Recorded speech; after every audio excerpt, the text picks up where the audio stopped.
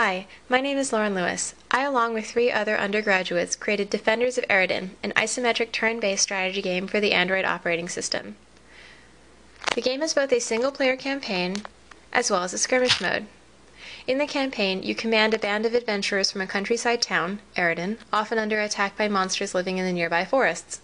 The game follows your story as you adventure further and further into the heart of enemy territory, aiming to strike a fatal blow into the monsters in their cave home. In the campaign, units can increase in strength after winning battles. As you progress through the campaign, the story progresses. In the skirmish mode, the player can choose independent maps and play against a human or computer-controlled opponent, or against a computer with varying difficulty AI. Defenders of Eredin currently supports local multiplayer in this way, meaning passing the phone between your friends, networked multiplayer using emulators, and networking between devices, shown here as multiplayer, is a future goal. The included map editor allows players to create, save, and share levels they created using any of the assets currently in-game. These levels can then be loaded into skirmish play. As with many strategy games, success depends on your choice of one or more available units. In our game, we have 22 different classes, 3 of which are enemies, and 1 of which is only available for skirmish play. You can see all of them here in the map editor. At the beginning of each level, in either the campaign or skirmish play, you're able to select a certain number of characters from your army, sometimes more than 1 of each class, and choose them for that particular battle. Each class has different stats, different attacks, and thus tactical strengths and weaknesses. All of the classes and stats are detailed in the game manual if you want more information. Let's look at the first level of the campaign.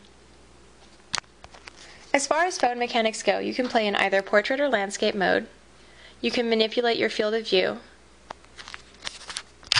and you can zoom in or zoom out based on preference. Since it's the very first turn of the level, the first thing we need to do is place our units. If I tap on a unit, it shows me the squares where I can put that unit, as well as a brief summary of its stats at the top of the window. If you come across a unit that you want to know more about, you can tap the scroll icon in the corner to learn more about it. This works for both friendly and enemy players. This can help you decide how you tactically want to use the unit to your advantage. For instance, even though my lightning sorcerer has a very high output of magic damage, she has no physical defense, so I probably want to put her behind a character that will protect her, like my knight.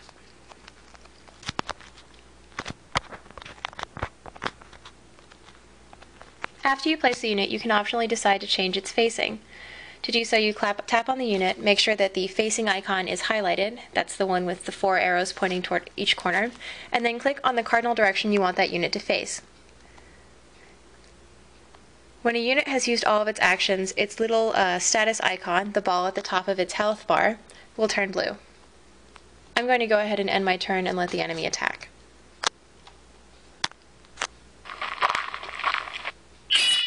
In a skirmish, at this point the opposing player would also be placing units, but monsters don't play by the rules, so they attack on the very first turn. Once the enemy's turn is finished, it's our turn again.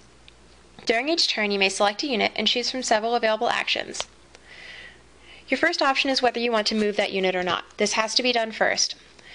If you don't want to, like I don't, and you want to proceed straight to attacking or defending, you can choose between attacking with your normal attack, using a special skill, or defending. Since the ogre is right in front of me, I'm going to have my knight simply attack him. I'm going to select the sword icon so it's highlighted, and then select the enemy that's in range. This launches his attack. The same goes for the wand icon for special abilities, and the shield for defend. These are mutually exclusive actions, so each character can only attack, use a skill, or defend once per turn. Facing a unit is always the last action of the unit's phase. I'm going to choose not to right now because I'm happy with the way he's facing. Now let's use the renegade as an example. I want to move him. I'm going to move him over here by our sorcerer. Once I've done that, I can choose to use the rest of his movement ability. He has 2 moves left, so he can still go 2 squares. Or I can choose to attack, use a skill, or defend. I'm going to choose to use his skill. His special skill, as you can see in the info panel, is that he shoots arrows in a cone pattern at a short range. This is an area of effect skill. It's worth noting that area of effect skills do have friendly fire. So if an ally is in range of a area of effects spell's area of effect, then they will get hit. In order to see which squares are affected, I can choose the cardinal direction I want to aim the attack. Let's see this way. This way hits the ogre, but none of my friends. That's the optimal way I want to go about it. If I want to see a different direction, I simply tap in the middle again, and then choose another direction. This way hits 2 of my allies. Clearly that's not the optimal way. Let's go back to the original one. If I want to launch the attack, I tap the same cardinal direction again, and he uses his skill. Now I can choose a facing and choose another character. Just as a show of the enemy's AI, I'm going to put my sorceress up here to use her skill. Now that I have, I'm going to end my turn. The enemy is smart enough to know that my mage type class has a lower physical defense, and so that his attacks will do more damage against her than against one of my knights. He also knows that striking from the side will do more damage than striking from the front. You may notice the background changing color. Every 3 turns, the game will cycle between day and night. Units can be positively or negatively affected by the time of day.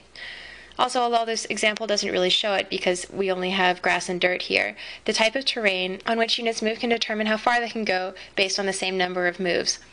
And some obstacles, like walls, cannot be moved through at all. That's the basic gist of the campaign gameplay. If you kill all of the enemies before they kill all of your units, you win the level and progress to the next. The units used will be stronger for it. Our campaign currently only has 4 levels. Now, let's take a quick look at the skirmish mode. The mechanics are more or less the same, though the opposing enemy can, as I've said before, be controlled by a human instead of a computer. There are some maps that come preloaded, but you can also create your own with the map editor and load them into a skirmish battle. Let's try doing that. On the map editor, I can choose different types of terrain by clicking on them, or by holding down and choosing from a menu.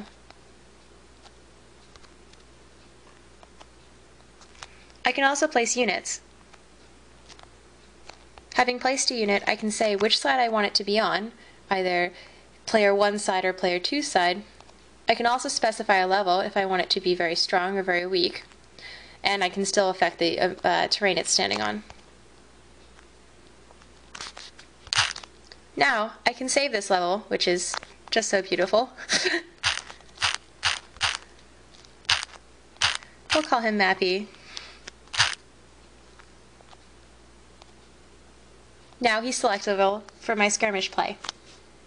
As you can see, we still start by placing units, although I didn't actually set any of them as being able to place it, so let's forget I did that. If we go back to the map editor, I can show you a brief example of the final level in the campaign, the cave level.